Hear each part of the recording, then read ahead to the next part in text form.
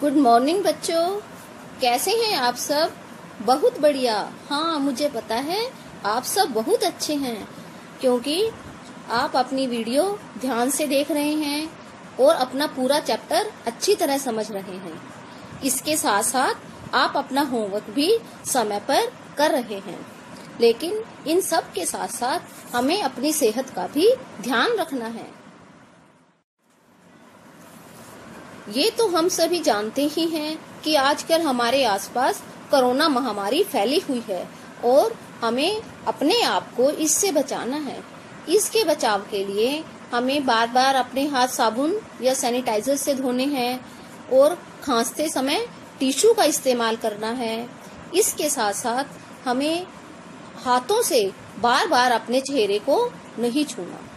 इसके अलावा जो आपके मम्मी पापा जो कुछ बातें बताते हैं, जैसे बाहर का खाना नहीं खाना या जो भी जरूरी बातें बताते हैं, आपको उन सब का अच्छी तरह से ध्यान रखना है।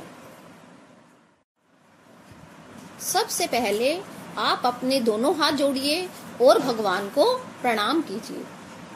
आइए हम अपना हिंदी का काम शुरू करते हैं। देखिए, आपने अब तक अपने हिंदी ग्रामर के 3 चैप्टर्स किए हैं। आज मैं उनका रिवीजन वर्क करवाऊंगी, लेकिन आज मैं आपको आपके क्लासरूम में लेकर चलूंगी और वहीं पर जाकर हम अपना काम शुरू करेंगे। मौखिक भाषा का अर्थ है सुनना, बोलना। जब हम अपनी बात दूसरों को बोलकर बताते हैं या दूसरों की बात सुनते हैं तो वह मौखिक भाषा होती है। जैसे जब आप फोन पर अपने फ्रेंड से बात करते हो या जैसे आप पार्क में खेलते हो, खेलते समय किसी से भी बातचीत करते हो। जैसे अब मैं आपके सामने बात कर रही हूँ, तो यह भी कौन सी भाषा का उदाहरण है? मौखिक भाषा। दूसरा देखिए, लिखित भाषा में पढ़ना, लिखना, इसमें ये दोनों बातें आती हैं। पढ़ना, जैसे जब आप पुस्तक पढ़ते हैं या न्यूज़पेपर पढ़ते हैं, घर में भी आपके मम्मी पापा कोई भी मैगजीन पढ़ते हैं या कोई भी किताब पढ़ते हैं, तो ये सब लिखित भाषा के उदाहरण हैं। जैसे देखिए, मैं ये बुक पढ़ रही हूँ, लेकिन क्योंकि मैं लिखा हुआ पढ़ रही हूँ तो यह भी लिखित भाषा का उदाहरण है।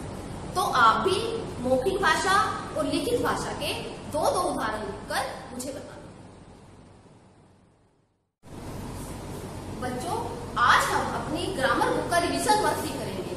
हमने फर्स्ट लेसन का रिवीजन किया, उसके बाद हम दूसरा चैप्टर वर्णों की कहानी, इसका रिवीजन वर्क करेंगे। देखिए, वर्ण होते हैं भाषा की सबसे छोटी ध्वनि, जिसके हम टुकड़े नहीं कर सकते, उसे हम वर्ण कहते हैं।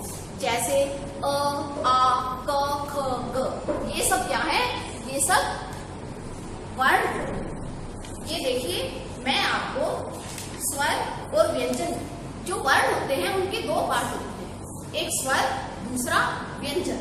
ये देखिए, ये है स्वर और ये है व्यंजन। मैं आपको फ्लैश कार्ड के द्वारा भी स्वर और व्यंजन समझाती हूँ। ये देखिए, जैसे अ, आ, ई, उ, ए, आई, ये सब क्या, जिनकी मात्राएं होती हैं वो सब होते हैं स्वर। और दूसरा होते हैं व्यंजन। जैसे क, ख, ग, ट, थ, ये सब स्वरों की सहायता से होती है। स्वरों के साथ जब हम व्यंजन के साथ स्वर मिलाते हैं तभी व्यंजन पूरे हो पाते हैं। आप देखिए, मैं आपको कुछ और व्यंजन समझाती हूँ जिनके नीचे बिंदी आती है। अगर हम बिंदी लगाने से वर्णों का उच्चारण बदल जाता है। जैसे ये है ड और ये है ड़। ड से बनता है डिब्बा। जैसे ये क्या है? डिब्बा। अगर हम इसके नीचे बिंदी लगा देंगे तो ये बन जाएगा ऋग्बा और ये उच्चारण हमारा गलत हो जाएगा। हमें क्या बोलना है? इसे डिब्बा। अब दूसरा वर्ड देखिए, चिड़िया। इसमें देखो ड़ के नीचे बिंदी आई है, चिड़िया। अगर हम बिंदी नहीं लगाएंगे तो इसका उच्चारण हो जाएगा चिड़िया, जो गलत है। इसलिए बिंदी लगाने से ही इसका सही उच्चारण हो पाता है। ये है ड और ये है ड़। इसी तरह देखिए ठ, इसमें देखिए क्या बना है, बूढ़ा। ड़ के नीचे बिंदी आई है। और दूसरा वर्ड क्या है, ढक्कन। ये देखिए जैसे ढक्कन, ये आपके लंच बॉक्स का ढक्कन, तो इसको हम कैसे पढ़ेंगे, ढक्कन। अगर हम इसके नीचे बिंदी लगा देंगे तो ये क्या वर्ड बन जाएगा, अढ़क्कन। अढ़क्कन गलत है, सही उच्चारण होगा इसका ढक्कन।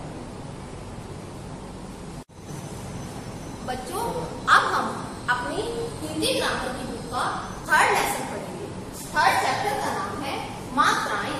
मैंने आपको बताया था कि सभी स्वरों की मात्राएं होती हैं, तो इस चैप्टर में मात्राओं के बारे में ही बताया हुआ।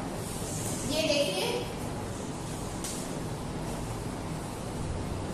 ये देखिए स्वर, स्वर और उनकी मात्राओं का चार्ट है। सबसे पहले देखिए आ की मात्रा। आ की मात्रा से बहुत से शब्द बनते हैं, जैसे माला, गाजर, कागज। उसके बाद है ई, छोटी। ये छोटी की मात्रा है, इसको हम जल्दी से बोलेंगे। और इसको, इससे बनता है देखिए गिलास।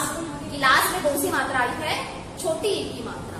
उसके अलावा किताब। उसके बाद है बड़ी ई की मात्रा, ई। बड़ी ई की मात्रा को हम थोड़ा लंबा बोलते हैं, और बड़ी ई की मात्रा से बना है खीरा।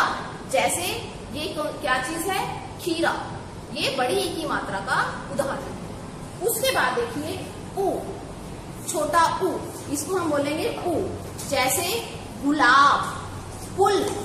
ये छोटे ऊ की मात्रा के उदाहरण है। बड़ा ऊ, बड़े ऊ से क्या बनेगा, सूरज। सूरज और अमरूद।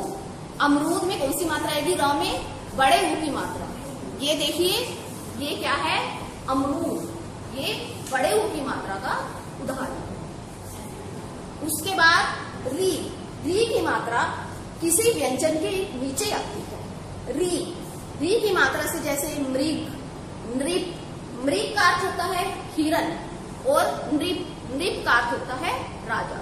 इसी तरह बड़े की मात्रा से और भी बहुत से शब्द बनते हैं। उसके बाद ए की मात्रा व्यंजन के ऊपर लगती है, जैसे सेब। सेब, ये देखिए सेब। सेब में कौन सी मात्रा आई है, ए की मात्रा, और यह स व्यंजन के ऊपर लगेगी। उसके बाद केला। ये देखिए केला, इसमें भी कौन सी मात्रा आई है, ए की मात्रा। उसके बाद आई, आई की मात्रा।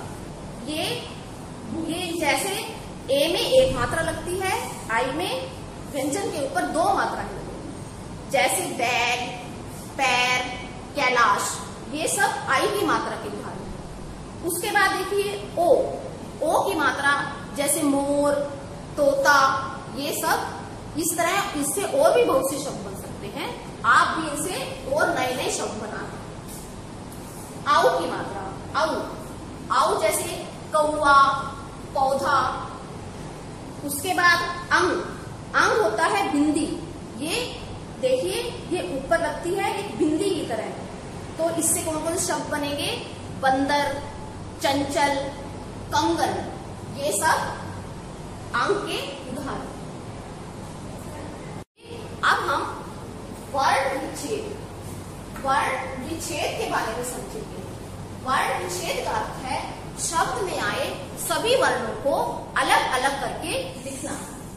सबसे पहले देखिए माला। माला में हम पहले माँ को अलग करेंगे और फिर ला को अलग करेंगे। माँ, देखो माँ हलन। देखिए माँ में कौन सी मात्रा लगी है, आ की मात्रा, तो माँ हलन प्लस आ। इसी तरह ला में कौन सी मात्रा लगी है, आ की मात्रा, तो ला हलन प्लस आ। इन सबको मिलाने से कौन सा शब्द बना, माला। उसके बाद है किताब। किताब में हम पहले क की को अलग करेंगे, फिर ता को अलग करेंगे, फिर ब, किताब। देखिए क हलन प्लस ई, क्योंकि ई में छोटी की मात्रा है। उसके बाद क हलन प्लस आ, ता। उसके बाद ब, ब हलन प्लस अ, तो ये क्या शब्द बना? किताब।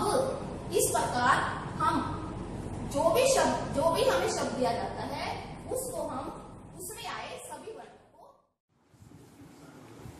अब बारी है कुछ नए शब्द लिखने की।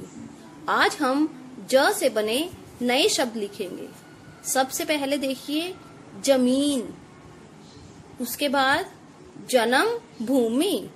जन्म भूमि, जहां हम जन्म लेते हैं उस जगह को हम क्या कहते हैं?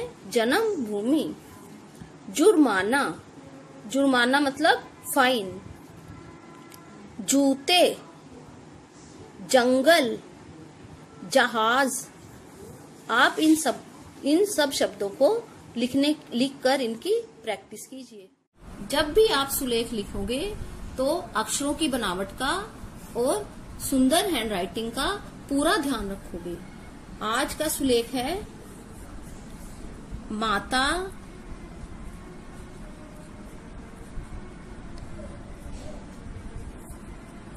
पिता,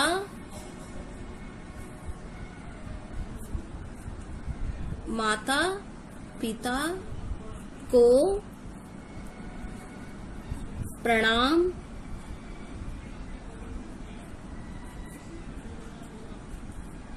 करो।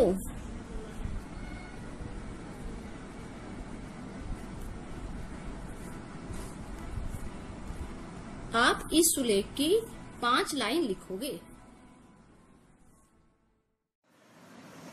बच्चों, मुझे उम्मीद है आपको ये तीनों चैप्टर्स बहुत अच्छी तरह से समझ आ गए होंगे। अब आज का एडवाइजरी होमवर्क सुनिए। आप अपने घर में जो सामान है उनके नाम सोचिए और 5-5 ऐसे चीजों के नाम लिखिए जिसमें छोटी की मात्रा और बड़ी ई की मात्राएं आती हैं। 5 छोटी ई की मात्रा के शब्द लिखिए और 5 बड़ी ई की मात्रा के शब्द लिखिए। इसके अलावा अपने परिवार के सदस्यों से पूछिए कि वे कौन कौन सी भाषाएं लिखना और बोलना जानते हैं और उन सभी भाषाओं के नाम भी लिखिए। थैंक यू बच्चों, आप हमेशा खुश रहें और स्वस्थ रहें।